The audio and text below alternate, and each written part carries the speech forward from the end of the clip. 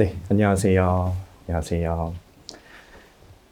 저는 상표법을 가르치는 한경훈 변리사라고 하고요. 네, 이렇게 좀 많은 분들이 현장에 와주셨는데, 지난주에 시험을 치시고, 이제 얼마 안 된 상태에서 이렇게 현장까지 오셔가지고, 2차를 준비를 하시는 모든 분들 너무 대단하다고 말씀을 드리고 싶고요. 오전에 이제 박형준 변리사님 수업을 거의 다 들으셨을 거로 생각이 되는데, 아마 안 듣고 제 수업만 들으시는 분들은 거의 없으실 것 같은데요. 혹시 오전 수업을 안 듣고 제 수업부터 들으시는 분들의 경우에는 박형준 변리사님이 특허 기초.js 플러스에 관련해서 좀 설명해 주시면서 기초.js 플러스 전반적인 내용 설명을 OT 때 해주시기로 했는데, 그 내용이 이제 영상으로 올라가면은 무료 영상이니까 한번 참고하셔가지고 공부 방법을 좀 세우는데 참고를 하시면 좋을 것 같습니다. 제가 이제 중복되는 범위 내에서는 좀 생략을 하고 진행을 해보도록 하겠습니다. 네, 저는 55회로 합격을 했고요.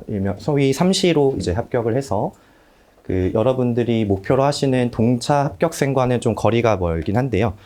이제 수업 때 기회가 되면 말씀드리겠지만, 저도 동차의 약간 향기는 맡아봤거든요. 동차 근처까지는 가봤던 경험이 있어서 그 경험을 이제 타산지석 삼아서 어떻게 하면 실패하지 않는지에 대한 내용도 좀 같이 설명을 드릴 수 있을 것 같습니다. 네, 대생 시리즈의 저자이고요.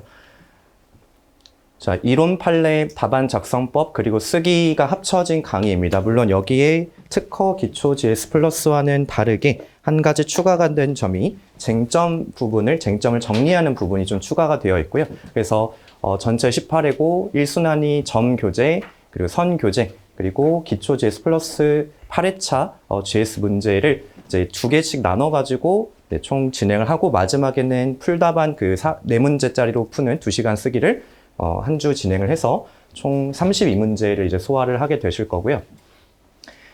네, 이 순환 때는 이제 피날레 교재를 사용하게 됩니다. 이 교재가 나왔으면은 한 번에 구매를 하셨으면 좋았을 텐데, 제가 이게 이번에 좀 개정이 많이 이루어지는 교재여서 사실 거의 직전까지 이제 책을 개정을 하다가 왔는데, 네, 이게 다음 주 정도면 이제 나올 것 같습니다. 그래서 책이 나오면은 확인을 해보시면 되고, 지금 수업을 진행하는 동안에 8주차까지는 저 교재를 사용을 하진 않습니다. 혹시 먼저 저거를 보고 싶으신 분들을 위해서 어떻게 참고하시면 좋을지는 좀 설명을 드릴게요.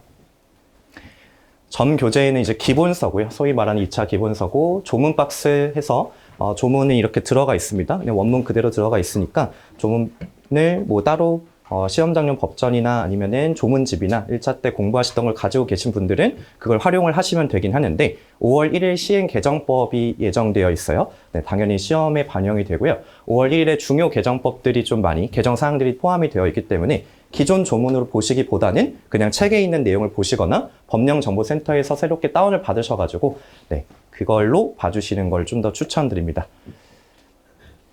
판례에다가 플러스 알파 내용들은 이제 학설이나 이런 내용들이 일반론, 심사 기준이나 이런 본문 내용들이 들어가 있는데요. 대체로 이 상표법 교재에는 거의 다 판례만 있다라고 보셔도 무방합니다. 네, 그리고 그 중에서도 대법원 판례가 거의 대부분이고요. 가끔가다 특허법원이 있는데 그 특허법원 판례를 도대체 어디까지 봐야 하냐, 이거를 다 봐야 되냐, 몇 개는 봐야 되냐, 이런 거에 대한 기준을 정해드리는 거는 이제 강사의 몫입니다. 그래서 강사가 판단을 할 때 여기까지는 좀 보셔야 한다라는 거를, 물론 이제 그걸 뭘 기준으로 정하냐라고 했을 때는 당연히 여러 가지를 다 고려를 합니다.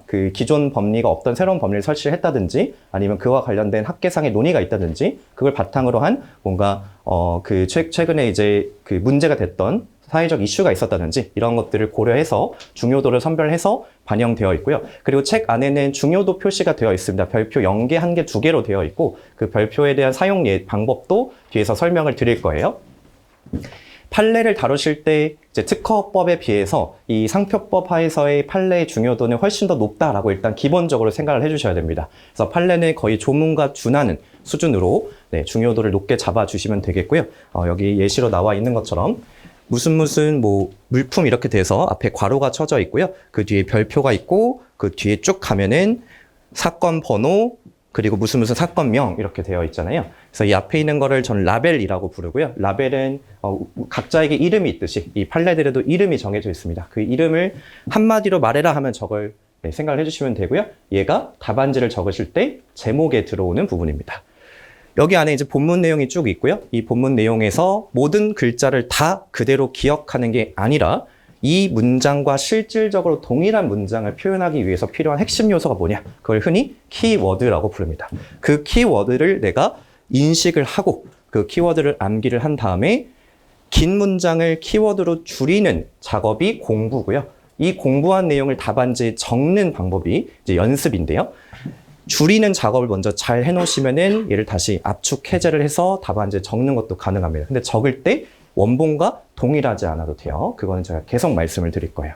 암기를 어디까지 해야 되느냐, 뭐를 암기를 해야 되느냐, 이게 되게 중요한 부분인데요.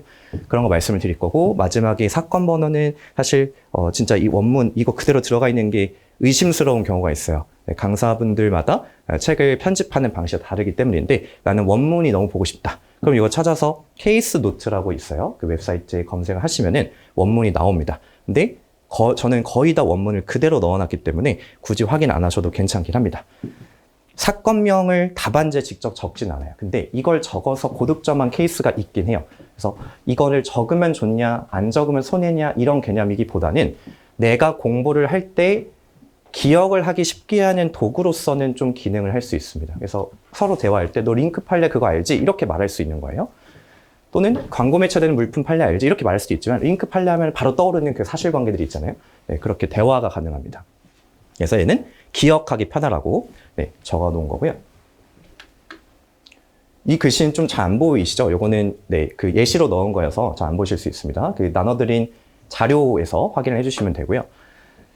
아, 그리고 첫 페이지에 그 오픈 카톡방 거기 나와 있으니까 그걸로 접속해 주시면 되고, 그 올해부터는 이제 특허 상표를 통합해서 이제 운영합니다. 그 이유는 뭐 여러 가지 장단점이 있겠지만 네, 그 결국에는 특허 상표를 하나의 덩어리로 보고 주말에 이제 공부를 하시는 거고요. 주중에 민서 공부를 하시잖아요. 이 두 개의 밸런스를 어떻게 조절하는지. 특허 공부만 해서는 안 되고 당연히 상표 공부만 해서는 안 되고 두 개를 합쳐서 어떻게 공부하는지가 되게 중요하기 때문에 그런 공부 방법론적인 측면이나 아니면은 각 과목 간의 특성 이런 것들을 좀 궁금한데 이거 뭔가 내가 특허 수업을 듣지만 상표에 대해서 궁금하다, 아니면 상표 수업을 듣지만 특허에 대해서 궁금하다 이런 게 있을 때 좀 편하게 질문하실 수 있도록 거기에 방을 좀 같이 만들었고요. 그리고 그 박형준 변리사님이 사전 공지해 주셨듯이 스터디를 모집을 할 때 좀 채널이 되게 이제 없으신 분들 같은 경우에 뭐 주변 친구끼리 하시는 분들은 그냥 하시면 되고 스터디 모집을 좀 하고 싶다. 그 방에서 자유롭게 모집을 하시면 되고요. 뭐 스터디는 종류는 뭐 많죠. 뭐 생활 스터디 하셔도 되고 뭐 순공 인증 스터디 아니면은 전화 암기 스터디 뭐 다양한 형태로 네, 모집을 하시면 되겠습니다.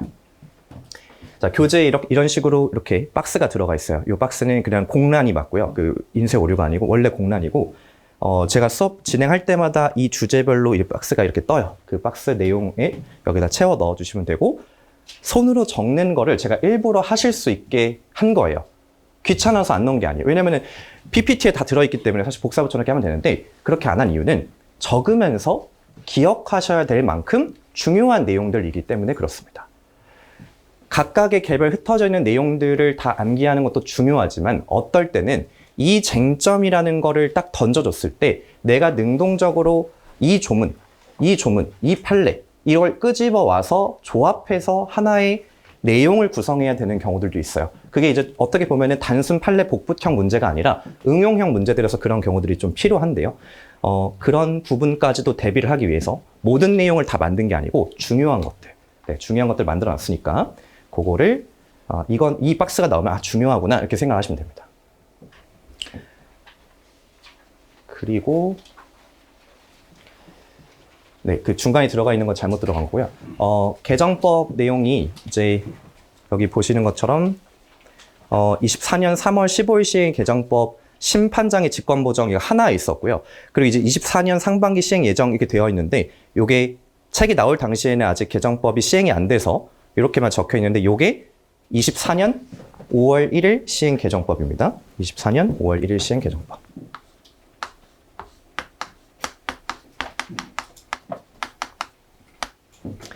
네, 1차 공부하실 때 이 개정법을 알고 계시던 분들은 이 개정법이 적용 안 되는 국법으로 문제를 풀도록 연습을 하셨을 거고요. 이번 기출문제를 보면은 그 개정법을 의식하고 낸 문제들이 좀 보여서 네, 꽤 반가웠는데 한 3문제 정도가 네, 그걸 좀 의식하고 낸 문제로 보입니다. 구체적 내용들이 이렇게 나와 있고 뒤에서 한번 간략하게 정리를 하고 세부적인 내용들은 각 파트 나올 때마다 네, 같이 설명을 드리도록 하겠습니다. 어차피 뭐 개정법이라고 해서 특별 취급을 요하는 게 아니라 그냥 중요하다이기 때문에 그렇고요. 뭐 기호 이렇게 나와 있어요. 그래서 조문 박스 아까 설명드린 대로 조문 다 들어가 있고 모든 문장, 거의 모든 문장이에요. 99.5% 압축적 사고가 가능한 라벨을 넣어놨습니다. 누군가에게 이 판례를 설명할 때 원문을 그대로 읽어야 한다면 너무 길잖아요. 그래서 이 판례 알아? 라고 했을 때 무슨 판례라고 말할 수 있는 그 이름들을 얘기를 하고요. 그리고 이게 아까도 말씀드렸듯이 목차가 됩니다. 목차. 키워드에다가 볼드를 좀 쳐놨고요. 그리고 간접사실. 간접사실들은 뭐 A라는 사실, B라는 사실, C라는 사실을 묶어가지고 어떤 하나의 단일한 판단을 하게 되는 네, 상표법에는 이런 게 되게 많습니다. 특허법에는 상대적으로 이런 부분이 좀 적어요. 민사소송법은 사실상 거의 없어요. 이유는 상표법은 거의 실체법에 가깝기 때문입니다. 실체적 사실들을 여러 개를 모아가지고 종합해서 어떤 결론을 내는 이게 실제 답안지에서 사안의 포섭 또는 사안의 경우 이렇게 목차가 잡히는 부분에 들어가는 내용이고요. 그래서 요거를 구분하실 수 있게 밑줄과 볼드를 같이 쳐놨습니다. 그리고 이번 기본서에는 새롭게 추가된 부분이 이 트리거라고 하는 부분을 넣어놨는데요. 다 넣은 건 아니고 중요 판례에 대해서 넣었습니다. 트리거는 뭐냐면은 문제를 읽다가 여기에 뭐 갑과 뭐 을이 뭐 계약을 맺었다 이런 거나 아니면은 갑이 상표 A를 판매하는데 뭐 5년 정도 판매를 해서 약 뭐 300억 원 이상의 매출액을 올리고 있다. 자, 이런 사실관계들을 보면 이게 뭐지? 쉽잖아요. 근데 설문에서 이렇게 묻는 겁니다. 갑 출원, 을이 상표를 출원했을 때 예상되는 거절 이유를 논하시오. 이렇게 물어봐요. 자, 1차는 어떻게 접근했었죠? 판례 원문 또는 조문 원문을 줍니다. 맞아 틀려를 물어봐요. 얘는 어떻게 시작해요? 거절 이유를 물어봤으면 내 머릿속에 먼저 뭐가 떠올라야 돼요? 거절 이유가 뭐가 있지 떠올라요. 두 번째, 그 거절 이유 중에서 가능성 높은 애와 가능성 중간과 가능성 없는 애를 구분을 해요. 그럼 이 가능성 높고 중간 없음을 뭘 가지고 구분을 하죠? 바로 트리거를 가지고 하는 겁니다. 자, 예를 들면 34조 1항 20호에서 중요하다고 생각할 수 있는 트리거는 당사자 간의 일정한 관계가 있다는 사실이에요. 문제에 이 관계가 주어졌어요. 그러면 20호 적을 수 있겠는데 중요도가 올라갑니다. 문제에서 전혀 관계가 주어져 있지 않아요? 그럼 20호는 생각할 필요가 없어지는 거예요. 5년 이상 300억 매출? 이거 되게 유명해졌겠는데? 특출인, 주지, 저명 중에 적어도 하나에 해당하겠는데? 라고 해서 나올 수 있는 조문이 34조 1항 9, 11, 내 13호가 있죠. 얘를 적어라는 문제도 물론 나옵니다. 설문에서 20호 해당하는지를 논하시오. 이렇게 나와요. 근데 어떤 문제는 판단하시오라고 나와요. 그럴 때 내가 이거를 결정하는 거. 그 기준이 바로 트리거라는 거예요. 이 판례는 언제 적어야 되고 이 조문은 언제 적어야 되고 이런 게 트리거예요. 최근 기출은 이제 이렇게 기출 표시를 해놨고요. 그 판례집과 연계 표시를 해놨는데 이건 좀 죄송하지만 그 몇 번 이후로는 번호가 하나씩 밀렸어요. 제가 중간에 그 최신 판례를 집어넣으면서 그 좀 애매해졌는데 어쨌든 그거 한번 말씀을 드리겠고요. 별표 2개는 중요 개정법 또는 미기출 중요 판례를 이렇게 표시를 했습니다.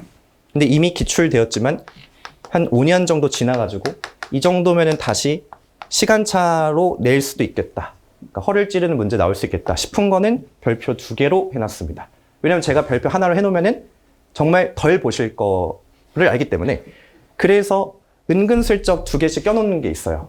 네. 저도 이제 약간 한 번씩 그 문제를 찍고 싶은 마음이 있기 때문에 이게 나올 수도 있지 않을까 싶으면은 고민되면 전 2개를 해놨어요. 그래서 저희 그런 내심의 그 의사를 좀 고려해 주시고 쟤도 살려고 저러는구나 이렇게 생각해 주시고 별표 하나는 기억해야 할 조문, 나름 중요한 거, 판례, 심사기준, 학사 이런 것들은 이제 별표 하나 해놨고 별표가 없으면은 아예 안 보셔도 된다는 아니고요.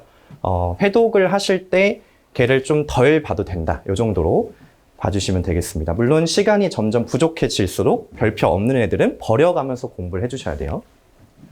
공부는 중학교, 고등학교 때부터 다 겪어보셨지만 챕터 순으로 이렇게 공부를 하면 항상 여기만 엄청 강해져요. 그래서 다들 초반에 되게 강하잖아요. 뒤에 갈수록 약해요. 그래서 책을 어떤 분은 이 내용을 앞에다 실어 놓잖아요. 그럼 그 책으로 공부하신 분은 여기가 되게 또 강해져요. 네. 이 조삼모사인데 그래서 공부를 아예 이렇게 하지 말고 다르게 접근하자는 거예요. 전체를 볼 거예요. 어떻게 볼 거냐면은 중요 내용을 발췌해서 볼 거예요. 중요하지 않은 내용은요. 책 2번 볼 때 1번씩만 읽으시는 거예요. 한 번 보더라도 대충 보는 거예요.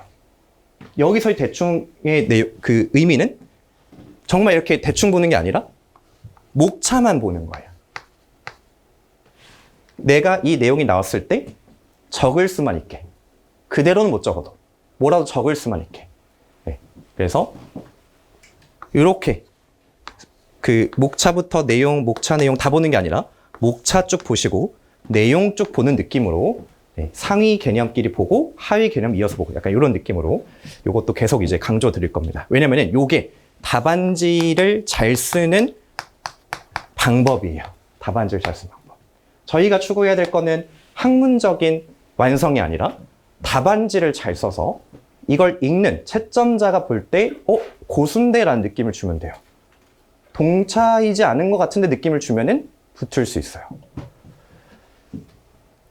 물론 동차분들 중에서도 초고득점 붙는 분들이 있기 때문에 네, 그러니까 동차다 동차이다 이거를 말하는 거는 되게 사실 그 좋은 표현은 아닌 것 같아요. 근데 어쨌든 약간 뭔가 덜 공부된 것 같은 느낌을 주지 않으면 됩니다. 네, 그리고 이제 선교재인데요. 얘는 판례집이고요. 사실관계에 이렇게 들어가 있어요, 앞에. 그래서 여기 나와 있는 얘네들 있죠. 아까 설명드린 기본서에 있는 라벨들이에요. 라벨들. 판례들의 이름들의 모음이다. 이렇게 보시면 되고요. 밑에는 사실관계의 주체, 표장, 상품 나와 있습니다. 네, 그거 가지고 사실관계 파악을 해주시면 되겠고요. 숫자 기호는 법리고 알파벳 기호는 간접사실이에요. 그럼 법리는 위에서 이미 라벨 보셨듯이 이 법리가 있구나 이렇게 확인을 하시면 되고 사안포섭에서 이 법리가 여기 적용됐구나 이렇게 보시면 돼요. 근데 주로 얘를 활용하시는 거는 이 알파벳 기호를 자주 봐주시면 돼요. 이 알파벳 기호는 암기할 땐 되게 쉬워 보여요. 뭐 사용 기간, 사용 방법, 거래량, 광고 다 아는 단어들이에요. 근데 사실관계에서 여기서 찾아봐 하면 찾기 어려워요. 사용 태양 찾아봐. 뭐가 사용 태양이야? 어떻게 해야 태양이야? 이거를 학습하지 않으면 몰라요. 그래서 판례집을 읽는 좀 더 주된 목적은 이 간접 사실들이 실제 사례에서 어떤 식으로 나와 있었는지, 주어져 있었는지, 그리고 판례는 그걸 역으로 가지고 와서 간접 사실 어디에 포섭해서 결론을 냈는지, 이거를 간접 경험을 계속 하시는 거예요. 내가 직접 소송을 걸어볼 수는 없으니까 이미 걸렸던 소송의 판결문을 보면서 이런 다툼이 있었고 그래서 이런 결론이 나왔구나. 이거를 간접 학습을 하시는 거예요. 그래서 그걸 위해서 이렇게 대응된 부분이 있죠? 네, 이런 부분들. 네, 이런 부분들이 실제 사안포섭에서 매칭이 되어 있습니다. 자, 그리고 이 판례는요. 대법원 판례는 판례 등급이라는 게 있어요. 이거는 강사 개인이 부여하는 게 아니고 법원 도서관에서 부여하는 겁니다. 법원 도서관. 법원 도서관은 대법원 산하 기구 중에 하나예요. A급, C급, D뿔급, D급, X급이 있어요. 중간에 B급은 빠져 있죠. 왜 빠져 있는지는 모른다고 합니다. 그냥 빠져 있어요. A급이 당연히 너무 중요해요. A급은 전압 판례 A급이고 대법원 판례집이라는 게 1년에 한 번 8월 말에 발간이 되는데 여기에 수록될 정도로 중요하면 A급이에요. C급은 선례적 가치가 있어야 돼요. 지금까지 한 번도 설시한 적이 없는 판단 기준 법리를 설시했다. 그러면 C급으로 올라갑니다. 그리고 A급, C급까지가 판례 공보에 실리는 애들이에요. 공보. D뿔급은 법리는 중요한데 3년 내에 판시가 된 적이 있는 C급 또는 A급으로 판시가 된 적이 있는 동일 법리의 판례를 D뿔급으로 분류하고요. D급은 이미 너무 닳고 다른 누구나 아는 그런 판례입니다. X급은 안 보셔도 돼요. 교재에는 A부터 D까지 실려 있어요. 판례 번호가 다 부여가 되어 있으니까 이거 보면서 상대적 강약 조절하시면 돼요. 근데 이런 의문이 드시겠죠. 그럼 D급은 거의 안 봐도 되나요? 그러실까봐 D뿔급, D급 중에서도 꼭 봐야 되는 판례 리스트를 드려요. 그러면 이제 나중에 복습을 하실 때 그 판례들은 보셔야 돼요. 왜냐? 실제 시험에 나와요. 뭐로 나오냐? 판례 복분 문제로 나와요. 근데 대체로 뭐냐면 기준을 말씀드리면 6년 정도 내에 선고된 판례가 나와요. 네, 그래서 걔네들은 봐주셔야 한다. 자, 피날레 교재고요. 피날레는 뭐 지금은 이제 구매를 안 하시지만 기본서 이따 보시면 나중에 비교를 해보세요. 구성이 어떻게 되어 있냐면은 여기는 조문 박스랑 비슷하게 이제 들어가 있어요. 각 요건들 분석을 해놓고 여기에 뭐가 나와 있냐면은 주제별로 목차를 다 잡아놨어요. 그래서 이게 이 수업을 다 듣고 딱 그냥 수업이 끝나잖아요. 그러면은 뭔가 약간 지나간 것 같은데 걔가 뭐였지 싶은 내용이 되게 많으실 거예요. 그래서 마지막에 그게 빠져나가지 않게 한 번 더 잡는 시간이 마지막 주차에 있습니다. 그래서 그걸 이 순환으로 분류를 해놨고 그때 이 교재 가지고 할 건데 원래는 한 5회차, 6회차 정도를 설명을 드려야 하는 정도의 분량이에요. 다 보려면. 근데 그 중에서도 별표가 되어 있어요. 그래서 중요한 애들을 가지고 볼 건데 이걸 하시잖아요. 그러면 지금은 제가 좀 원망스러우실 거예요. 아니 기본서도 보고 판례집도 보는데 얘도 본다고? 무슨 특허보다 공부를 많이 해? 라고 생각을 하실 수 있어요. 겨우 상표인데 생각하실 수 있는데 이걸 하고 나시면 이해하실 거예요. 네. 할만했다 진짜. 네, 할만했다 이렇게 생각이 드실 거고 이번에 이거 교재 진짜 이쁘게 나오거든요. 네, 저는 개인적으로 이제 디자인을 따로 하는데 그 전속 디자이너 분이 계세요. 네, 여러분들 선배님입니다. 그래서 저랑 이제 기수 차이 몇 개 차이 안 나시는 그 변리사 분이 디자인 해주시는데 디자인 감각 너무 뛰어나고 이 나름대로 이제 의미를 좀 담았어요. 점선면이라고 이제 시리즈로 되어 있는데 네, 점이 모여서 선이 되고 선이 모여서 면이 된다 해서 기본 판례 사례의 의미를 가지고 있고 대생이라는 이름은 밑그림을 그린다라는 의미를 가지고 있어서 상표법을 빌드업해 나가겠다라는 거죠. 그래서 그거의 가장 마지막 네, 최종적인 단계에서 피날레라고 하는 책의 이름을 지었고 네, 그 책 이름처럼 기본 판례 사례에서 배우신 모든 스킬들을 여기에 다 담았어요. 그래서 조문, 판례에 관련된 뭐 라벨이든 키워드든 두문자든 이런 내용들 다 담겨 있고요. 판례 사실관계에서 포섭할 때 필요한 포섭 문구 같은 것도 담겨 있고요. 문제풀이 스킬, 이 목차 어떻게 잡아야 돼? 그 목차 우선순위가 어떻게 돼? 이런 내용들까지 다 담겨 있으니까 공부 열심히 하신 다음에 이 책을 읽어낼 수 있는 정도의 이제 실력이 되시면은 그때는 이 책으로 마지막 마무리를 하시면 됩니다. 근데 이게 처음부터 이 책으로 수업을 할 수 없는 이유는 그냥 보면 이해가 안 가요. 네. 그래서 제가 이런 비유를 했었는데 기본서는 요리로 치면은 재료에 해당해요. 재료. 예를 들면 뭐 김치볶음밥을 만든다. 그럼 제가 뭐 잘은 모르지만 김치가 들어가고 밥이 들어가고 뭐 기름이 들어간다 이렇게 치면은 얘네 하나하나의 의미를 설명해 주는 애들이 이제 기본서예요. 그러면 이 피날레 요약서는 요약집이라고 부르는데요. 이 요약집은 뭐냐면 레시피예요. 내가 얘네를 가지고 어떻게 조합해야 되는지, 어떤 순서로 요리를 해야 되는지, 이거 몇 분 얼마나 하고, 이거 얼마 졸이고, 얼마 해야 되는지 이런 거에 대한 방법을 알려주는 책이에요. 그래서 이 두 가지를 같이 활용을 하시면은 최종적으로 내가 원하는 요리를 만들 수 있다. 이런 개념으로 좀 이 책의 구성을 좀 나눠놨다라고 봐주시면 되겠습니다. 자, 기타 자료들 이제 피날레는 다음 주에 출간 예정이고 암기집은 내일 배부를 해드립니다. 이 암기집에는 모든 판례가 다 들어가 있는 건 아니고 그 특허에서 이제 총알을 받으셨을 텐데 총알도 사실 모든 내용이 있는 건 아니거든요. 중요한 것들이 있어요. 여기는 이 암기집에는 기본적인 판단 기준들과 일단 조문의 의의 취지와 그리고 판단 기준 판례들이 들어가 있습니다. 왜냐면 이거는 암기를 안 하면은 쓸 수가 없기 때문에 그래요. 그래서 진짜 말 그대로 기계적 암기를 해야 되는 부분. 근데 이거 말고 무수한 경우와 관련된 판례들이 있어요. 이런 판례들은 암기 이전에 뭘 먼저 하시냐면은 이해를 먼저 하셔야 돼요. 이해를. 뭘 이해를 하냐? 상황을 이해해야 돼요. 얘네는 판례집 사실관계를 읽으시면서 내용을 보셔야 기억에 더 잘 납니다. 그래서 얘는 계속 판례 내용을 읽고 반복하고 암기하고 이런 방식으로 이제 해주시면 되는 부분이어서 얘는 따로 수록을 해놓지 않았어요. 얘는 기본서를 보시면서 또 나눠드린 판례 자료를 보시면서 네, 계속 반복해 주시면 됩니다. 목차집은 뭐 필요하신 분들은 활용을 하시면 되고요. 기본서에 있는 목차들을 쭉 열거를 해놓은 겁니다. 그리고 여기 현장에 계신 분들은 판례집은 구매를 하실 필요가 없습니다. 혹시 이미 구매를 하신 분들 중에 판례집을 난 사고 싶지 않았는데 어쩔 수 없이 샀다.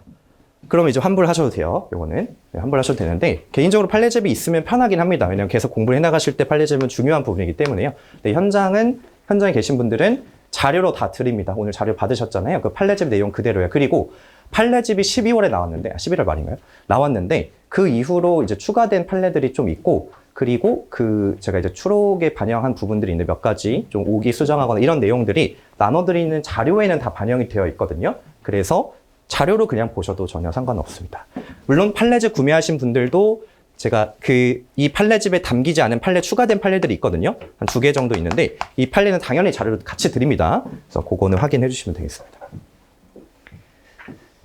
강의 진행은 1, 2회차는 이제 오늘이랑 내일이죠. 그러니까 하루하루가 한 회차라고 보시면 되고 총 18회 9주 진행을 하죠. 쓰기 없고요. 점으로 수업을 합니다. 2에서 14회차까지 쓰기 1시간씩 하고요. 강평 약 30분 하고 그 다음에 바로 또 점으로 수업을 진행합니다.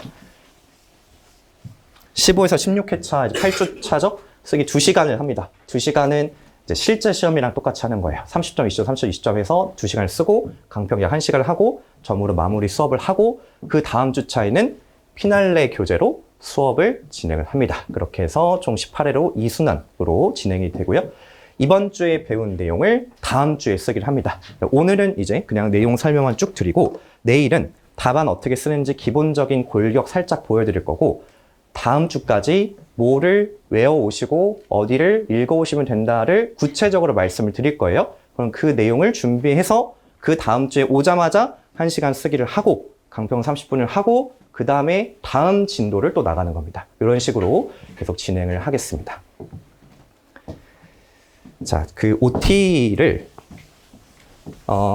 기초 JS 플러스가 뭔지 아니면은 이제 동차 기간을 어떻게 보내야 되는지 뭐 이런 내용들 중에서 뭐를 말씀드릴까 고민을 하다가 제가 이제 기본 강의 때 그 설명을 드렸던 내용인데 그 중에서 한 가지 내용을 제외를 하고 좀 시험 자체에 대한 특히 상표법에 대한 얘기를 좀 간단하게 하면서 이제 첫 시간을 좀 채워보려고 하는데요. 상표법이 어려운 이유, 어렵게 생각하는 이유, 두 번째 회독을 하는 방법, 그리고 공부량을 늘리는 방법입니다. 일단 상표법이 어렵다는 거는 지금 모르실 거예요. 공부를 계속 하다가 한 5월, 6월쯤 되면은 민사소송법은 그래도 어느 정도 좀 알아요. 근데 민소가 어려웠던 거는 지식이 아예 없었다가 이 지식을 조금 쌓아나가는 과정이 보통 3, 4월이기 때문에 이때는 뭘 해도 민소가 어렵게 느껴질 수밖에 없어요. 근데 일단 잡아놓고 나면 그 다음부터 쓰기를 들어갔을 때는 얘와 얘의 연계율이 꽤 높은데 라는 생각이 드실 거예요. 근데 특허가 그 중간에 있고요. 그 다음에 이제 상표인데 상표는 내용을 공부를 다 했어요. 근데 문제를 딱 보면은 물음표가 막 뜹니다. 나는 이걸 배운 적이 없는데? 알고 보면 배운 적이 있는데 그대로 배운 적이 없는 거예요. 여기서 아까 보셨잖아요. 거절 이유를 예상하시오. 등록 가능한지 논하시오. 갑이 을한테 취할 조치를 논하시오. 나는 이런 방식으로 책을 정리한 적이 없잖아요. 근데 문제는 이렇게 물어봐요. 아니, 내용을 그대로 물어보면 너무 쉽죠. 그게 민소가 그런 게 많아요. 내용 정리된 거를 그대로 물어보는. 즉, 정리된 방식과 질의 방식이 비슷하니까 답안도 비슷해요. 뭐랑 비슷하냐면 기본서랑 비슷해요. 답안이. 근데 얘는 이렇게 물어봐요. 얘를 어떻게 해야 되냐면 잘라가지고 여기서 이걸 가지고 여기 이걸 가지고 얘는 길게 적고 얘는 짧게 적고 마지막에 사안 포섭을 해가지고 사안 포섭 어디서 가져오냐면 여기서 문제에서 이거랑 이걸 매치시켜가지고 답안을 적습니다. 네. 그래서 상표가 어려워요. 근데 이 상표가 어려운 이유 중에 사실 가장 근본적인 건 공부량이에요. 왜냐하면 누누이 다 아시다시피 하루에 10시간을 공부한다고 치면은 민소는 5시간은 해야 한다라는 말을 많이 들으셨을 거예요. 절반은 민소를 해야 된다. 특허가 조금 더 뭔가 중요해 보이잖아요. 그러니까 특허는 한 2-3시간을 해요. 그럼 벌써 느낌이 한 7-8시간 썼잖아요. 그러면 2-3시간밖에 안 남는데 선택을 안 할 수 없잖아요. 물론 이제 디자인 선택하시는 분들은 네, 1차 때 좀 해놓은 걸 믿고 1시간에서 1시간 반 정도로도 할 수 있긴 해요. 근데 이미 이렇게만 해도 상표가 거의 1-2시간밖에 할 시간이 없습니다. 이게 현실적인 이유예요. 저도 이제 상표를 가르치는 입장에서 마음이 아픕니다. 근데 저조차도 민소는 무조건 절반을 넘게 하셔야 됩니다라고 말을 할 수밖에 없어요. 왜냐면 평균 점수가 아예 달라요. 민소는 70점대 중반까지도 점수가 나와요. 상표는 역대 최고점이 60 중반이었어요. 그 이상을 넘는 점수는 거의 나오지 않아요. 그러니까 거의 10점, 맥스 점수가. 근데 더 문제는 평균값이 달라요. 상표는 거의 좀 잘 봤다 하는 분들이 50 중반이에요. 50 중반. 근데 민소는 70점대까지 나오는 해에는 60 후반 정도 되는 분들이 엄청 많아요. 그래서 평균으로 치면은 10에서 많으면 15점까지 벌어지는 과목 간의 차이가 있습니다. 그러니까 누가 봐도 이거는 당연히 민소를 해야 되지 라는 생각이 들어요. 네. 이게 첫 번째 이유예요. 그래서 너무 스트레스 받지 않으셨으면 좋겠어요. 네. 모두가 같이 겪는 문제입니다. 아까 말씀드린 건데 두 번째 이유는 실체법적 특성 때문에 그래요. 일정 관계가 주어진다. 20호 그리고 심지어 21호도 생각해야 돼요. 지문 정호를 따지실 때는 20호와 21호를 굳이 비교해서 보실 필요가 없지만 서술형 문제를 푸실 때는 얘만 물어봤을 때 얘와 얘가 같이 생각나야 돼요. 왜냐면 얘도 일정 관계를 요건으로 하고 있기 때문에 그렇습니다. 50억 매출 10년 연속 사용했다. 주지 저명성 인정되기 좋은 예예요. 근데 경우에 따라서는 얘는 사식취도 문제가 될 수 있어요. 전혀 다른 조문인데 이게 동일한 전제 사실로부터 파생될 수 있다는 점. 이게 어려운 이유 중에 또 두 번째입니다. 자, 세 번째 이유는 이제 답을 내는 방식이 달라서인데요. 민소는요, 설명문적 성격이 좀 강해요. 제가 계속 민소를 비교해드린 이유는 그런 특성이 상표와 가장 정반대에 있기 때문에 그래요. 내가 내용을 정리를 했잖아요. 학판검을 배웠어요. 그럼 학판검을 배운 내용을 문제에서 이걸 쓰시오 같은 느낌으로 문제를 주잖아요. 그럼 학판검을 쓰면 돼요. 설명해 주면 돼요. 설명. 내가 이거를 공부했다는 걸 설명해 주면 돼요. 상표법은 자, 이게 컨티넨탈 판례입니다. 컨티넨탈 판례. 119조 1항 3호에서 등록상표의 사용인지 여부를 따지는 판례인데 등록상표란 사회 통념상 동일한 상표를 말하는데 영문자와 한글 음역이 결합된 상표에서 일부를 생략해서 사용한 경우에도 사회 통념상 동일한 상표이냐를 누가 물어봤어요. 자, 그러면 논리적으로 보면요. 자, 문제는 어디서 주어져요? 문제는 이렇게 주어져요. 컨티넨탈 이렇게 주어져요. 자, 이걸 보면서 뭘 생각해야 된다고요? 119조 1항 3호가 떠올라야 돼요, 일단. 근데 그 전에 그럼 뭐가 떠올라야 돼요? 등록상표라는 요건이 떠올라야 돼요. 그럼 등록상표라는 요건이 떠오르려면 사회 통념적으로 동일한지라는 요건이 떠올라야 돼요. 자, 법리가 어떻게 되는지 볼게요.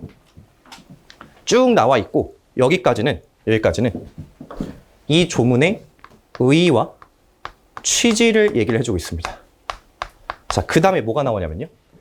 위와 같은 취지에 비추어 보아 등록상표는 사회 통념상 동일한 상표를 포함한대요.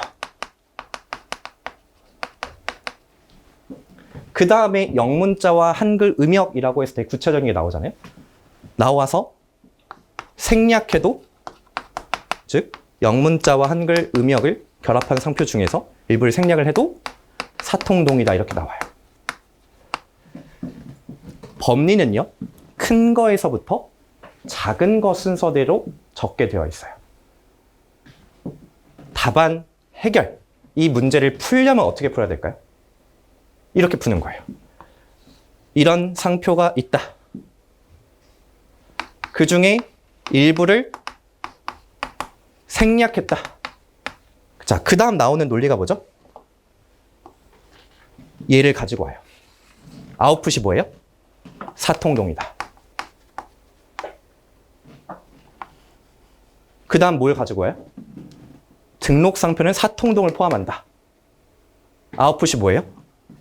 등록상표다. 이 등록상표 왜 판단하고 있어요?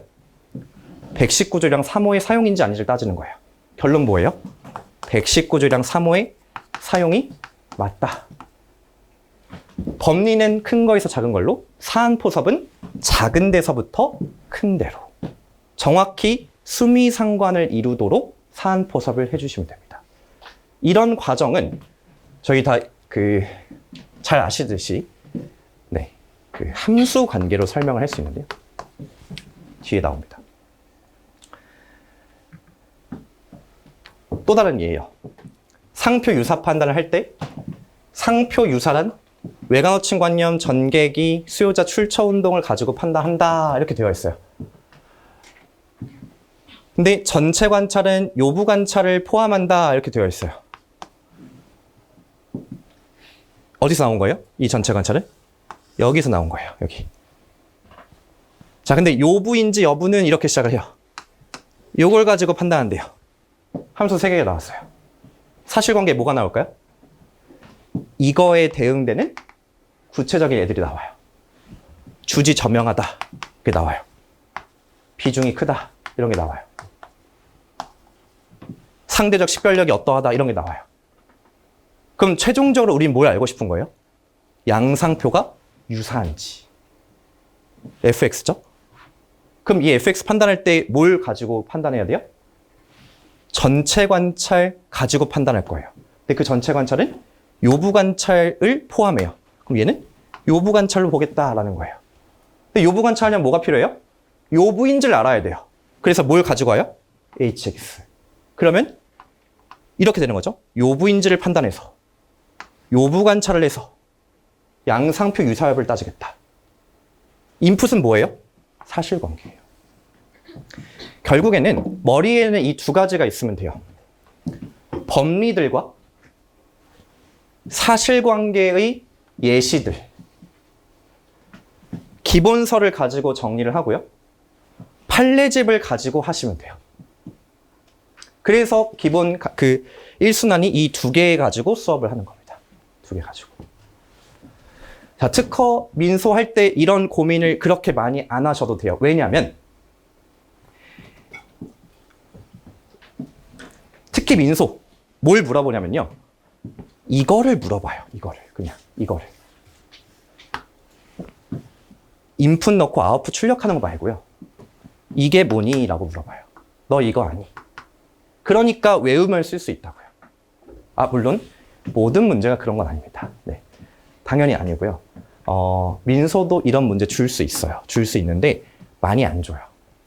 상표는 이런 문제가 거의 다고 가끔 이런 게 나와요.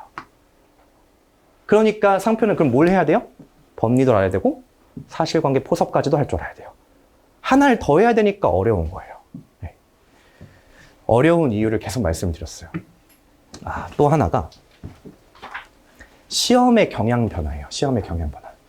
57회까지는 이제 판례형, 대법원 판례형 문제, 그리고 이제 또 사례형, 약술형 뭐 이런 게 나오는데, 58회 때는 그 기본 원리 약술, 그러니까 좀 난이도가 높은 약술형 문제, 그리고 특허법원 판례를 가지고 모티브로 해서 만든 판례형 문제. 요런 개념이 있어요. 1차 때 이거 아마 배우신 적이 없으실 수도 있는데, 요거 특히 배우신 적이 없으실 수도 있는데, 요런 내용들, 좀 소위 말하는 짱돌, 진짜 짱돌, 요런 게 시험에 나온다라는 거예요. 그럼 얘를 어떻게 할까? 동차 입장에서 버리고 가는 선택이 있고, 어떻게든 안고 가는 선택이 있는데, 둘 다 아니에요. 버리지 않고 그냥 지켜만 보는. 그 수준으로 하셔야 돼요. 그러니까 처음 말씀드린 중요한 거를 엄청 많이 하고 안 중요한 거는 그냥 목차만 보고 간다. 이렇게 가셔야 돼요. 이 전략을 짜셔야 돼요.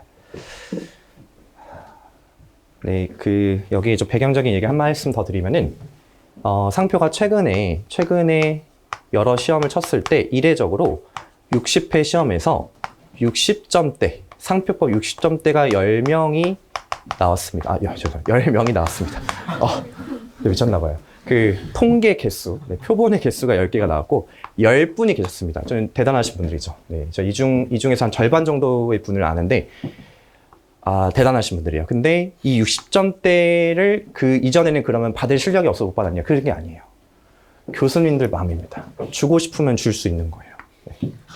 정말이에요. 이거는, 교수님들이 마음의 여유가 좀 더 있고, 기분이 좋으면 점수가 올라가요. 네. 이거는 채점을 해보면, 그러니까 서로 스터디 해가지고 답안지를 서로 보세요. 그럼 처음 보면은, 진짜, 이런 말이 좀 그런데, 화가 나요. 처음에는. 저는 이제 그 화를 내지 않고, 이제 그 직업의식으로 극복을 하지만, 화가 나요. 왜 화가 나냐면은, 그러니까 잘 쓴 답안을 봐도 엄청 힘이 듭니다. 이 답안을 채점하는 게. 보통 일이 아니에요. 내가 공정하기 위해서 노력을 하지만, 공정하기가 진짜 어려워요. AI가 하면 할 수 있겠지만 사람은 너무 힘들어요. 근데 일단 힘이 든 상태에서 글씨가 좀 이상하다? 그러면 일단 좀 더 화가 많이 나고, 그 다음에 목차가 이상하다. 그럼 여기서는 채점이 불가능합니다. 불가능해요.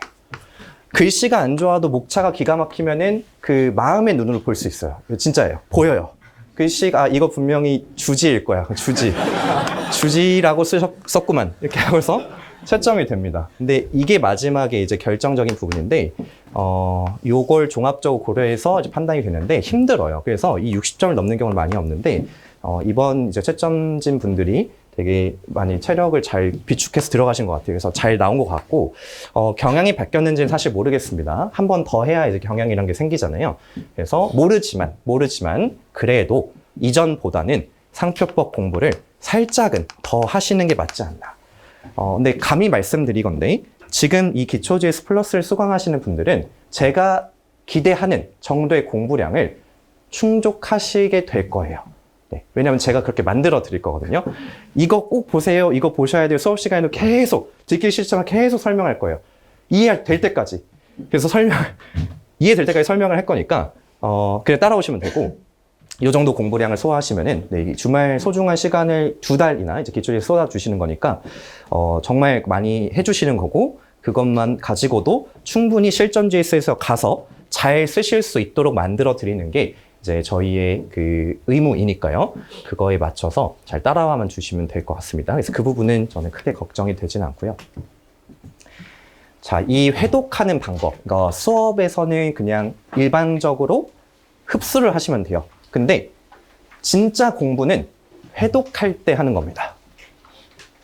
수업을 들어서 내 머리에 남는 거는 한 3% 정도 된대요. 3% 정도. 내가 수업만 계속 들어요. 시험까지 수업만 계속 들어요. 그러면은 3점 받을 수 있는 거예요. 3점. 물론 그것만 더 나오겠죠. 결국에 실력이 느는 거는 내가 읽어갈 때. 그럼 중요한 게 이거죠. 어떻게 읽을 것인가. 어떻게 책을 읽어야 하는가. 책을 읽는 거는 여러 가지 방식이 있겠지만 수험서를 읽는 방식은 어느 정도 정형화된 방법론이 있다고 생각을 합니다. 가장 중요한 거는 회독의 주기를 정하는 거예요. 내 생활 습관, 수면 시간, 이동 시간, 집중할 수 있는 시간, 이런 것들을 종합적으로 고려해서 내가 주당 공부할 수 있는 시간을 일단 뽑아요. 근데 너무 이상적으로 뽑으시면 안 되고, 내가 슬럼프를 겪을 수 있다는 생각 항상 하셔야 돼요. 그래서 저 같은 경우에는 일주일에 한 번을 꼭 휴식 시간을 잡았는데, 휴식 시간 없이 하시는 분들 같은 경우에는 휴식 시간에 준해서 하루에 1~2시간 정도를 내가 공부를 못할 수도 있다. 이런 좀 여분을 두고 잡아주세요. 가장 좋은 거는 물론 2주 단위긴 해요. 2주 단위긴 한데, 2주 단위가 어려우시면은 민소를 3주 단위, 그리고 특상을 1주 단위, 이런 식으로 하시면 됩니다. 근데 지금 3월부터 4월까지는 어차피 민소는 강의밖에 들을 시간이 없으실 거예요. 거의 강의 밖에. 그러면 얘를 복습만 하시면 됩니다. 그래서 강의 시간과 복습 시간을 합쳐서 이 두 개를 합쳐서 하루 공부의 50% 이상. 강의를 많이 들으실 때는 이게 더 초과돼도 돼요. 그리고 특허 상표는 주말에 공부를 하신 거를 주중에 복습을 하시는 거예요. 주중 복습. 그리고 주중 복습을 하신 다음에 기계적 암기 범위를 정해드리니까 이 기계적 암기 요 정도만 하셔도 충분합니다. 3월, 4월 동안은요. 공부 너무 적게 하는 거 아니냐? 더 하셔도 돼요. 네, 더 하셔도 돼요. 판례 강의 들으셔도 되고 사례집 목차 잡기 하셔도 돼요. 제가 말씀드린 건 최소한의 공부예요. 최소한의 공부하고 이제 그 박형준 변리사님이 그 말씀하신 내용 중에 이제 민소 강화형, 뭐 특허 강화형 뭐 이렇게 표현하셨던 것 같은데 그 게임에서도 이제 전직을 할 때 선택을 하잖아요. 나는 이제 민소 개수가 될 거야. 뭐 특허 개수 이런 거 정하는 거예요. 그래서 그때 취사 선택을 하셔서 이렇게 하시면 돼요. 근데 요거는 선택 안 하시면 좋겠고 요거 두 개 중에 하나를 선택하시면 좋아요. 그 합격에 도움이 되죠. 이렇게 하시면 돼요. 그리고 이거 말씀드린 거는 이제 5월 지나서 이후부터는 주중 강의가 사실상 없어요. 그러니까 선택적으로 뭐 판례 강의, 사례 강의 들으신 거 아니면은 강의가 없기 때문에 하루 종일 내가 설계를 해서 공부를 하셔야 돼요. 그러니까 그때 공부량이 확 줄어요. 아이러니하게도. 이 전까지는 강의를 들으면 내가 공부한 걸로 간주하시잖아요. 그래서 간주를 하기 때문에 공부를 되게 많이 했다라는 그 포만감이 있어요. 네. 나중에 이제 그 서로 대화할 때 너 하루에 몇 시간 공부해? 그럼 이제 그 로그 기록 생각해가지고 나 오늘 몇 강 들었지? 에다가 중간에 복습 좀 하면은 하루 10시간, 8시간 이렇게 채워요. 근데 이따 가잖아요. 이제 과장하지 않고 4시간 밑으로 떨어질 가능성이 되게 높습니다. 날씨도 너무 좋아서 제가 말씀드리는 건 다 사실에 기반한 걸 말씀드리는 거 저도 다 겪었고 공부 시간이 거의 절반 밑으로 떨어집니다. 계획이 없으면. 그래서 반드시 나를 강제로 그 환경에 밀어 넣어야 돼요. 혼자 공부하시는 분들은 더더욱이나 이렇게 하셔야 돼요. 그럴 자신이 없다. 스터디를 만드세요. 그 장소에 그냥 모이세요. 같이 그냥 앉아서 각자 공부라도 하세요. 이렇게 해서라도 5월을 버티잖아요. 6월쯤 되면은 알아서 불안감이 올라오면서 나를 떠밀어 줍니다. 그러면은 내가 가요. 가기 싫어도 가요. 그래서 딱 한 달을 버티시면 되거든요. 이때 수업이 끝나고 나에게 자유가 주어졌을 때 그때 그 자유가 되게 달콤하지만 유혹에 넘어가시면 절대 안 돼요. 네, 그래서 요거는 뭐 기회가 되면 또 말씀을 드릴게요. 4월 마지막 주에 말씀을 드릴게요. 네. 그래서 이런 식으로 잡아주시면 되고 또 하나의 방법은 이거예요. 특히 특허나 상표 같은 경우에는 책 모든 내용을 읽기가 사실 시간상 많이 부족합니다. 나중에는 거의 GS를 위주로 거의 공부를 하게 되실 거예요. GS에 나왔던 거를 보게 되고 나왔던 것만 계속 암기를 하게 되고 이렇게 취사 선택을 하게 되시는데 그게 맞아요.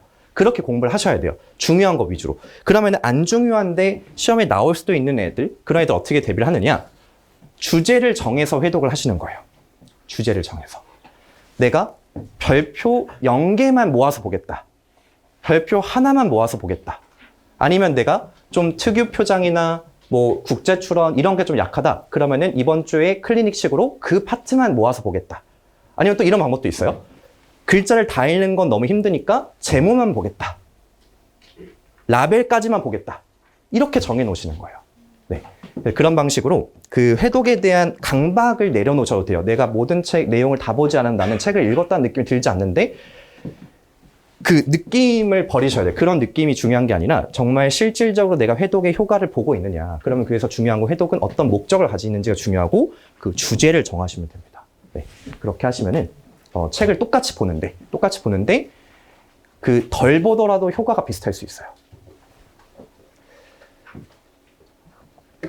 그 다음에 이제 좀 이거는 약간 심화 버전인데 피드백 시스템이에요.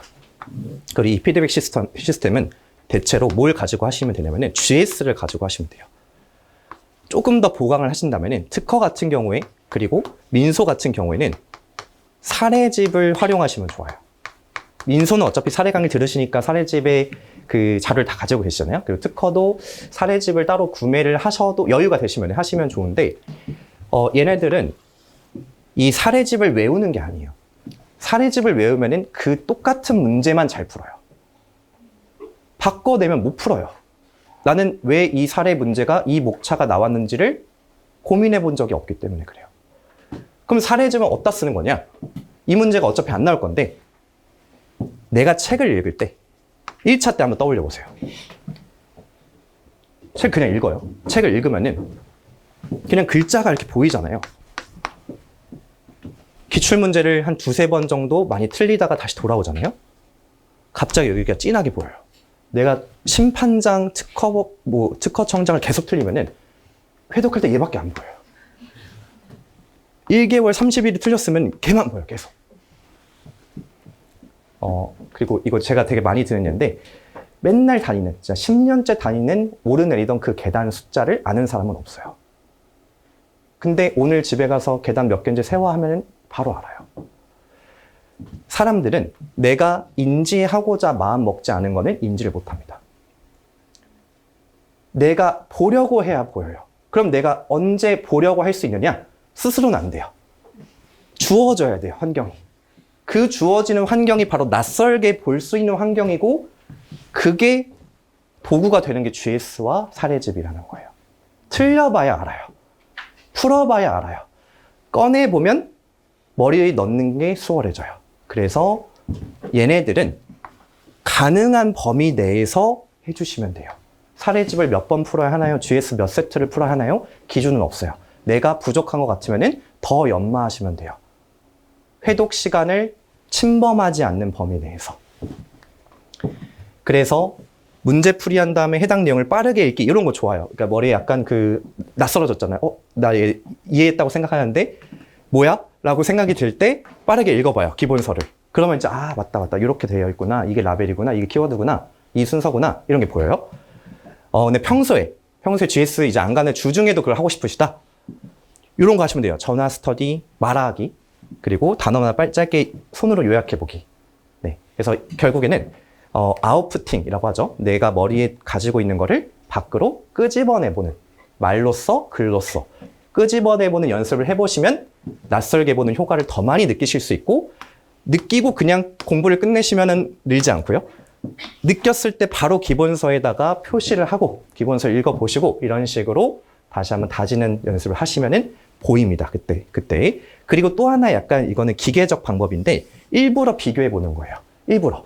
119조 1항 1호랑 3호는 뭔 차이가 있지? 일부러 비교해 보는 거예요. 34조 1항 9호랑 11호 전단 뭔 차이가 있지? 신규성 판단, 지문성 판단만 뭐가 다르지? 분할 출원, 변경 출원, 시기도 효과 어떻게 다르지? 비교해 보는 거예요. 비교하면 서로가 둘 다 낯설게 보여요. 서로가. 근데 얘는 모든 걸 다 비교할 수는 없고 중요한 걸 비교해야 되기 때문에 이 비교는 보통 강의 시간에 해드립니다. 강의 시간에 해드리고 그 비교된 내용을 소화만 해주시면 되겠습니다. 자, 마지막은 이제 그 공부량을 늘리는 방법. 공부는 재능의 노력이니까 재능 곱하기 노력의 제곱입니다. 제 생각이 아니고 이 그릿이라고 하는 책에 나오는 내용이에요. 물론 이제 실험적으로 검증된 건 아니고 느낌상 저렇다는 거죠. 그러니까 재능은 리니어하게 가고 노력은 익스포넨셜하게 간다라는 건데 노력이 더 중요하죠. 그래서 그럴 수밖에 없는 이유가 수능 공부를 정말 탁월하게 잘하셨던 분들은 사실 고등학교 때만 공부를 한 게 아니죠. 이분들은 여기 진입하는 순간에 딱 고1 들어가는 순간에 이미 고1의 머리가 아니라 대학생의 머리를 이미 갖추고 있는 거예요. 왜냐면 공부를 여기서부터 시작했으니까. 근데 저희 시험은 되게 약간 공평한 시험인 게 모두 다 이렇게 노베이스로 살아오다가 갑자기 시험 진입 시작하는 순간 계속 노베이스예요. 그래서 살짝 올라가고 이제 1차 시험을 합격을 하고 그래도 계속 이랑 비슷한 상태로 가다가 시험 직전에 갑자기 이렇게 실력이 오르는. 네. 이거는 시험이 만약에 여기 있었으면 여기서 오를 거예요. 시험이 만약에 1차 시험 끝나고 2차를 두 달 만에 본다. 그럼 여기서 오를 거예요. 환경적인 게 되게 중요한 겁니다. 근데 뭘 말씀드리고 싶냐면은 다 같이 노베이스로 시작한다는 거예요. 그래서 초기 값에 얼마나 진짜 들이붙는지 이거에 따라서 이 상승을 맛보는 시작점이 달라져요. 그래서 내가 시험장에 들어갔을 때 나의 실력을 결정하는 거는 내 타고난 머리보다 초반의 투입량. 하루에 12시간, 14시간을 공부하잖아요. 못할 수가 없어요. 기득 이상 분들이 그럼 과연 무조건 나보다 2배, 3배 잘할까? 절대 그렇지 않아요. 이렇게 시험 치잖아요. 어떻게 될 것 같아요? 이렇게 떨어집니다. 진짜요. 이게 한 2주 정도 지나면 아무 생각이 안 나요. 그 시험 뭐 나왔었지? 진짜 그래요. 시험 뭐 나왔었지? 기억이 안 나요. 그러다가 이제 이것도 마찬가지예요. 발표 날이 다가오면서 점점 실력이 조금씩 늘어요. 그리고 발표 나기 시작하면 이제 불기득과 물기득이 결정이 되는데 이 불물이 그렇게 차이가 안 납니다. 어차피 다시 다 떨어져요. 그럼 다시 올리는 과정이에요. 그래서 요 정도쯤에 만나는 거예요. 그래서 기득 형아들은 나보다 한 동차 기간 반 정도의 공부를 좀 더 했다. 이렇게 생각하시면 돼요. 이거를 따라잡을 수 있는 방법은 기득 형아들이 8시간 공부할 때 내가 10시간 이상을 뽑으면 된다. 이거예요. 그러면 그 시간을 다 상쇄하고도 남습니다. 나는 진짜 압도적으로 이기고 싶다. 12시간 넘게 하시면 돼요. 심플하죠? 이걸 못하기 때문에 계속 다른 방법론들을 고민하시는 거예요. 어떻게 하면 암기를 쉽게 할 수 있나요? 어떻게 하면은 답안지를 잘 쓸 수 있나? 이 모든 고민은 공부량이 안 되기 때문에 그래요. 너무 죄송합니다. 제가 좀, 그러니까 현실적인 말씀을 드리는 거예요. 요거를 하실 수 있다면. 그러니까, 여러 가지 고민들이 있을 때 나는 진짜 어떻게든 합격해야 된다. 난 무조건 오래 붙어야 돼요. 이렇게 하시면 돼요. 그러면은 붙으실 수 있습니다. 그리고 목표 순공 시간을 정하면 좋아요. 그 합격의 매직 넘버는 8시간입니다. 저희 수험계뿐만이 아니라 행정고시에서 많은 이제 데이터를 뽑아봤을 때 합격한 사람들의 최소 공부 시간은 순공 8시간이었다고 합니다. 매일 공부했을 때 기준은 아니고 6일 공부했을 때 기준이에요. 그럼 대충 나오죠? 주 50시간 정도 공부하면 나는 굉장히 괜찮은 수험생이다. 이렇게 생각하시면 돼요. 주 50시간을 한 주 하고 2주 슬럼프 겪는 거 말고요. 매주 50시간을 나는 하고 있다. 이 스택이 계속 쌓인다. 그럼 콤보가 계속 느는 거예요. 이 콤보를 몇 주를 반복하면은 나는 이미 완전한 불동차가 됐다라고 생각을 하셔도 괜찮습니다. 정말이에요. 정말 많이 하시는 거예요.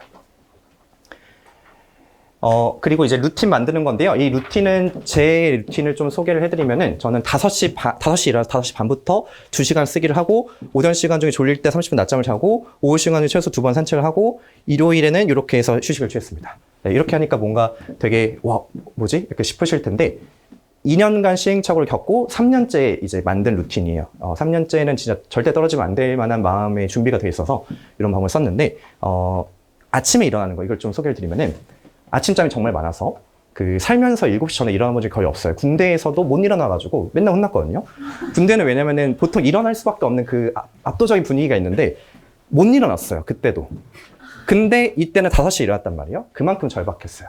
절박했고 이걸 왜 했냐면은 내가 아침에 일어나는 거를 내가 만약 해내면 한 가지의 작은 일을 완수하면 다른 걸 컨트롤할 수 있겠다라는 믿음을 심었어요. 내가 내 삶 전체를 컨트롤하는 건 되게 어려워요. 왜냐면 추상적이고 한두 가지의 변수가 아니잖아요. 그 중에 딱 하나만 해보는 거예요. 딱 하나. 내가 지금까지 못했던 거 딱 하나. 그걸 일단 했다. 그럼 나한테 자기 암시를 줄 수 있어. 나는 할 수 있을 것 같다. 이게 그런 막 관념적이고 무슨 약간 시크릿 같은 끌어당기고 이런 얘기를 하는 게 아니에요. 실제로 하나를 하고 나면은 그 다음 게 쉬워져요. 그 다음 게. 공부 시간을 늘리고 싶잖아요. 일찍 시작하면 돼요. 공부를 9시에 시작하면서 공부 시간을 늘리려면 집중을 해야 돼요. 근데 집중을 언제 해야 돼요? 계속 해야 돼요. 계속 집중해야 10시, 11시에 공부를 끝냈을 때 똑같은 순공이 나와요. 그러니까 쉽게 하려면은 일찍 시작하고 졸릴 때 중간에 자는 게 더 쉬운 방법이다라는 거예요.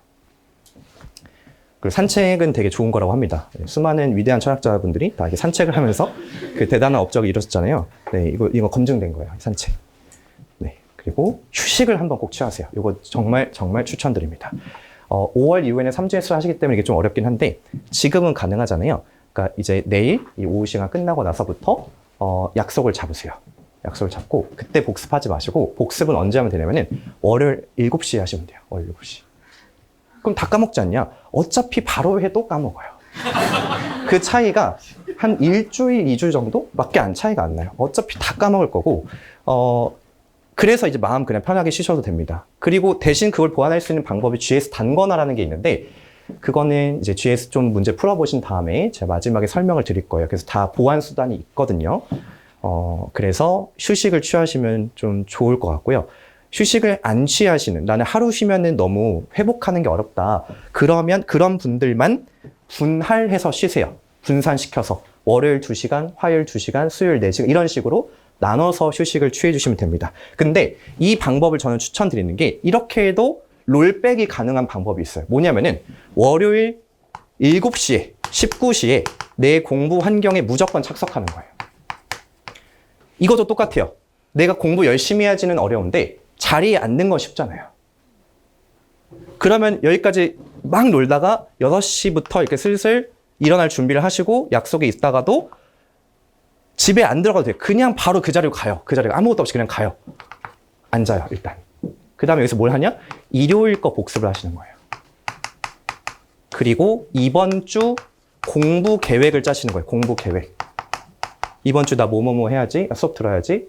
이게 물론 뭐 10분 만에 보통 끝날 수도 있는데 그래도 이걸 하고 안 하고 엄청 다릅니다. 책상에 10시까지 앉아있다가 집에 오시면 돼요. 이거를 하시면 화요일 아침에 공부 모드로 바로 전환이 가능해요.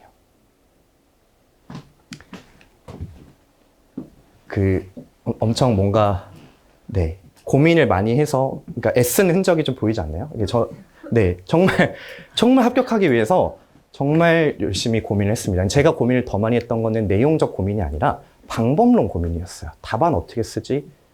회독 어떻게 하지? 루틴 어떻게 짜지? 왜냐면, 답안은 한 번 쓰지만 생활은 매일 해야 되잖아요. 내가 생활 컨트롤 못하면은 답안 아무리 잘 써봤자 의미가 없어요. 결국엔 끝에서 힘을 못 받아요. 네, 이렇게 만들어주면 되겠고, 그리고 이제 그 넛지라는 거 제가 수업 시간에 가끔 말씀드릴 건데, 이 넛지는 슬쩍 엮을 찌른다라는 거고, 아까 계속 말씀드렸던 인간은 환경에 지배당하는 동물이다라는 거예요. 저도 동물이고, 여러분들 동물이고, 다 이 동물의 본질을 벗어나서 사는 분들은 없잖아요. 네, 동물이잖아요. 그러니까 동물이기 때문에 결국에는 이 환경의 지배를 받을 수밖에 없습니다. 이거를 정말, 그러니까 시험에 빨리 붙는 분들은,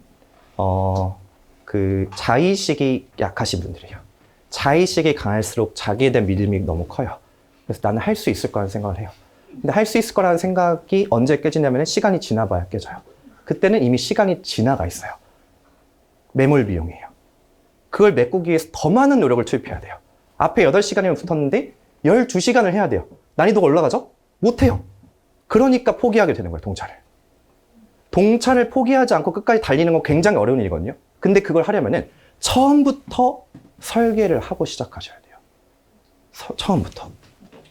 환경 통제를 하시면 되는데 새해 매월 1월 1일이 되면은 헬스장 등록이 급증해요. 1월 5일쯤 되면은 그분들이 다시 안 나와요. 그리고 연말쯤에 한번 다시 나와요. 아니면 여름 직전 이럴 때 나와요. 환경. 내가 운동하고 싶으면은 헬스장을 가야 돼요. 내가 공부하고 싶으면은 공부 환경으로 가야 돼요. 공부 환경은 사람마다 익숙한 데들이 다 달라요. 독서실 중에서 오픈 라이브러리, 1인실, 학교 도서관, 집 다 좋아요. 집에서 하시는 분들도 감정을 약간 다르게 가지셔야 되는데 제가 추천드리는 거는 내 방이 있잖아요. 방에 이렇게 책상이 있을 때 여기 뒤에다가 이렇게 커튼을 치세요. 커튼을. 슬라이딩 커튼을 치세요. 그럼 내가 이 커튼을 열고 들어가는 순간 공부 모드 전환이에요. 이것도 환경 통제예요. 이걸 하고 안 하고가 진짜 엄청 다릅니다. 그런 방식으로 하시고 침대 옆에 메모장 붙여넣기 이런 거. 이거 약간 오글거리긴 하죠. 사실 오글거리는데 이거를 하면은 좋은 게 보면은 생각이 나고 나 가야지 라고 할 때 너 지금 가는 거 맞아 이렇게 적어놔요. 그러면 이제 일어나게 돼요. 네. 옆에서 누가 소리쳐주지 않아도 그래 너 맞아 지금 고민하고 있는 거 알고 가는 거 맞아 이렇게 적어놓으면은 가게 됩니다. 그리고 잡념이 들면은 자리에서 바로 일어나기. 요거는 나중에 한 번 더 기회가 되면 말씀을 드릴게요. 네, 이렇게 해서 좀 OT 겸해서 좀 쓸데없는 소리를 많이 드렸는데 잠시 휴식을 취하고 25분부터 이제 내용 설명을 들어가도록 하겠습니다.